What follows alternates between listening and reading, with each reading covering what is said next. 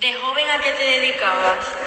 Yo tenía de joven toda mi vida laboral he sido autónomo y tenía un supermercado que estaba enfrente de donde estaba en Candiraja, ahí en el Cuerno, yendo para abajo, y he sido autónomo toda la vida.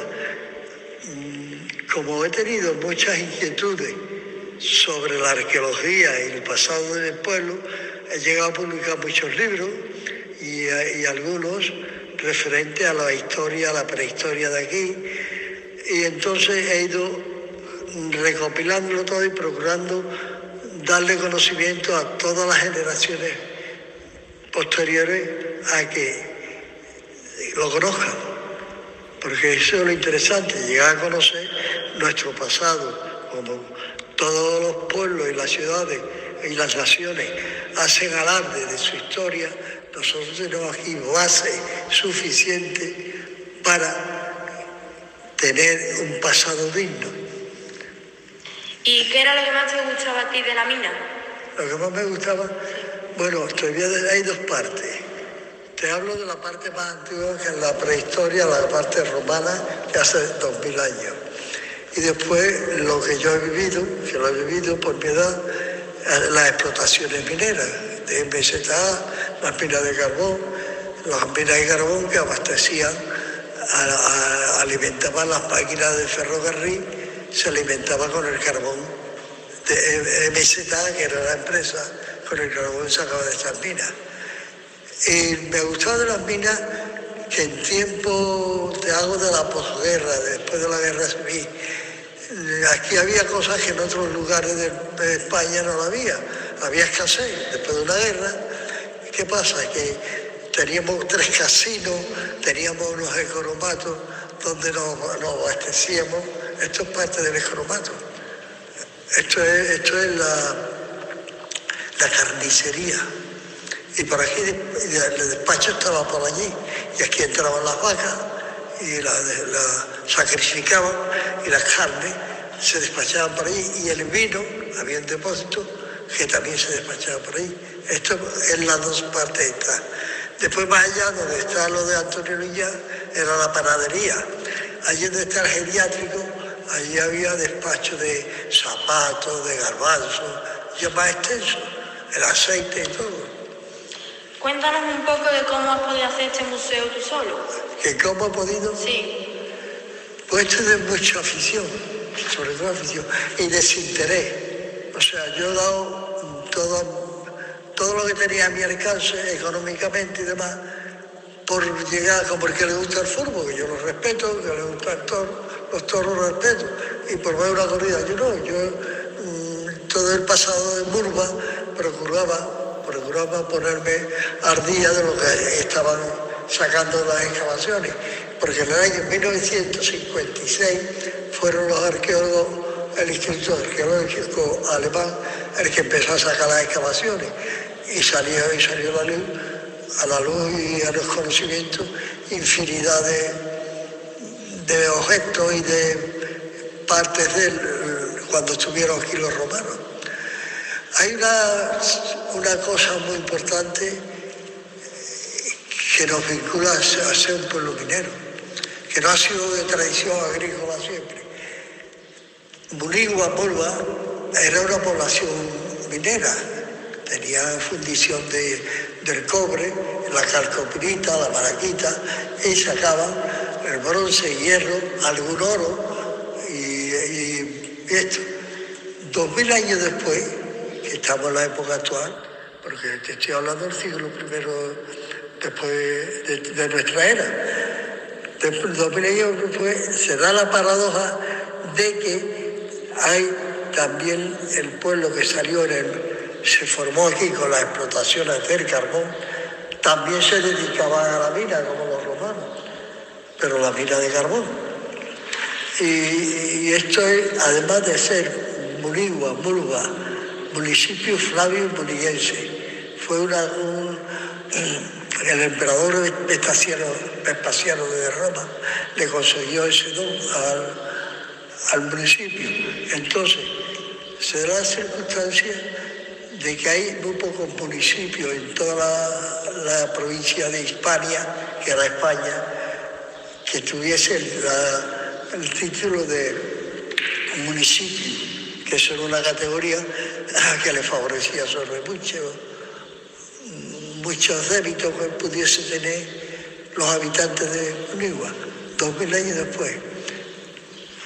Por lo demás, también también en Munigua había una pequeña agricultura, porque han salido restos de molinos de aceite, las piedras Carvajal, ve por ahí algunas piedras de moler, pero vamos, no es igual de Murba, porque lo mismo que está hoy día el Guadalquivir, que era navegable hasta Córdoba llegaban las barcas del Guadalquivir. Lo mismo que existía hace 2000 años, en las orillas de él había hornos para hacer ánforas, ahora os voy a explicar eso, para hacer ánforas enormes donde transportaban al imperio, a la del imperio que era Roma, transportaban el aceite y el grano y el pienso en las barcas. Cuando llegaban allí,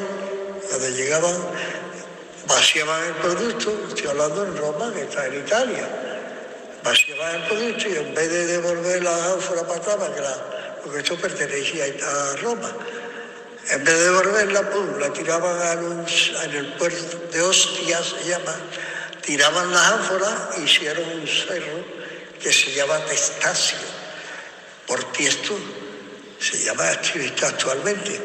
Allí ahora cuando van los que buscan los arqueólogos, encuentran trozos de ánforas. ¿Qué pasa? Que los trozos llevan un sello puesto donde estaba el nombre del que exportaba el aceite y eso.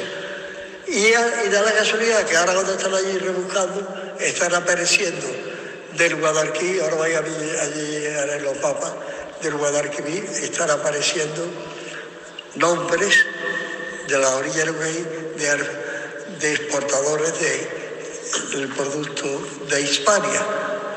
La Bética se llamaba la provincia por el Betis, que era el río, se llamaba. Después los moros le pusieron Río Grande, Río Guadalquivir, en castellano Río Grande. Bueno, más. ¿Qué te hace estar tan orgulloso de tu pueblo? ¿Cómo? ¿Qué te hace estar tan orgulloso de tu pueblo? Lo que es cosas de arquitectura, los edificios antiguos, por ejemplo, lo que es la Cabra del Circo, el castillo que era ahí tenía el cuadro de distribución de la electricidad de otro pueblo, porque la empresa minera, se encargaba de todo. Hacían corriente eléctrica, el economato, el teatro, otro edificio muy bonito que lo están restaurando ahora. Y aquí llegaba de todos los pueblos alrededor a las compañías de teatro que llegaban las más importantes de España. Aquí hablo de aquellos tiempos, cuando yo era un niño, venía Juanita Reina, Valderrama, Machín, yo hablaba de Machín, un negro que cantaba, era famoso. Y había teatro, hasta zarzuelas se interpretaron ahí. Y entonces eso me hace sentirme orgulloso de que destacábamos bastante entre los pueblos del alrededor. Eran pueblos agrícolas, más rústicos, apañándose de lo que le daba la tierra. Y aquí, como venía todo, había hasta un tren que entraba hasta la puerta de Antonio Liñá, allí de la cerveza de un campo, y allí descargaba las cosas.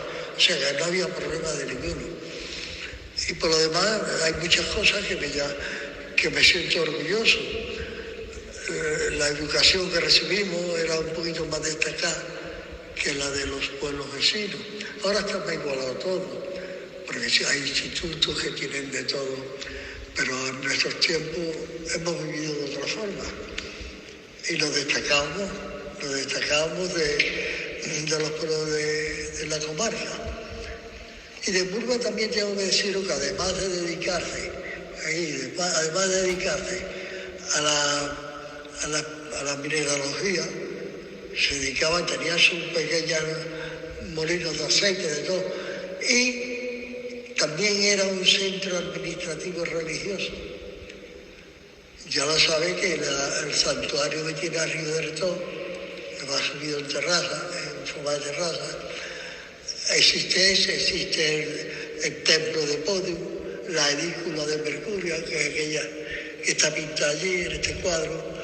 Ahí está el dios Mercurio, el Dispate, Bonaventus, todos los dioses romanos. Es que lo que ocurrió hace 1000 años, cuando ganaron los romanos a los cartagineses y los romanos se asentaron aquí, vinieron como conquistadores y se adueñaron de los más importantes. Ahora llegaba un pueblo indígena, ibérico, y allí se encontraban un dios de lo que adoraban los habitantes. Ellos procuraban meter uno de los que traían parecido para tener a la población contenta. Y el tema es ese, que tenían con lo que habían dejado, con la idea de lo que adoraban. Es que igual que nosotros, cuando han descubierto Nueva América, cuando hemos llegado allí, a los indios, para lo que tenían y adoraban, se le puso Santa Bárbara, la Virgen de Guadalupe, que es de Extremadura. Pues ahí en México, la Virgen de Guadalupe, lo llevaron los españoles.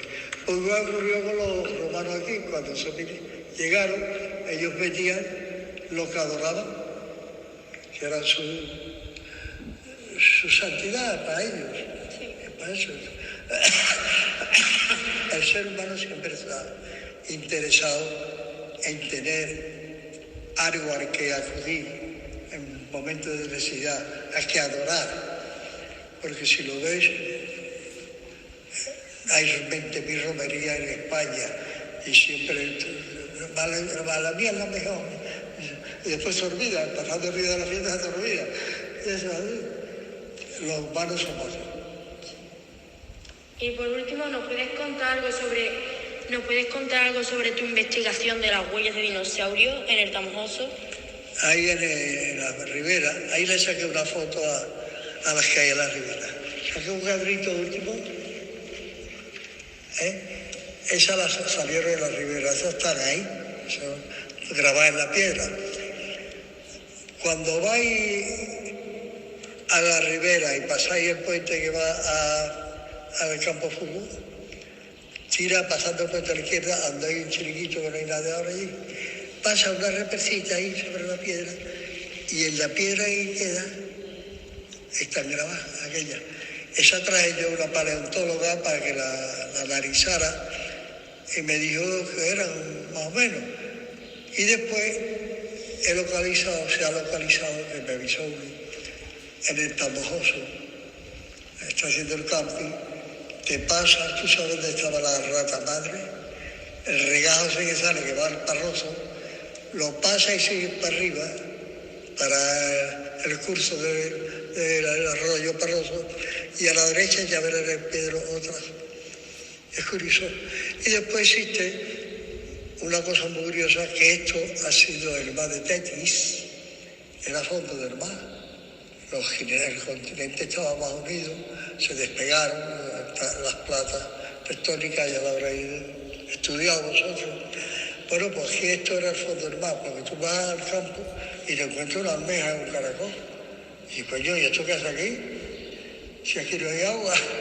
Y es que era el fondo del mar, al replegarse, y estoy hablando de millones de años, no de 10 ni 15 años, millones. Se retiraron. Las huellas que quedaron grabadas de los dinosaurios y los restos del fondo del mar, al retirarse el mar quedó cubierto la huella por la arena. Eso a través de miles de años se ha petrificado y se han formado los fósiles. Aquí veréis expuestos muchos fósiles, erizo de mar, incluso de un mamut. Aquello largo de abajo. y hay de todo. Yo todo lo que veía curioso lo recopilaba por la idea que tenía de hacer un museo. Y lo he conseguido. Yo pensé ya no lo veo, pero mira, lo he visto realizado. Bueno, ¿qué más quieres? Pues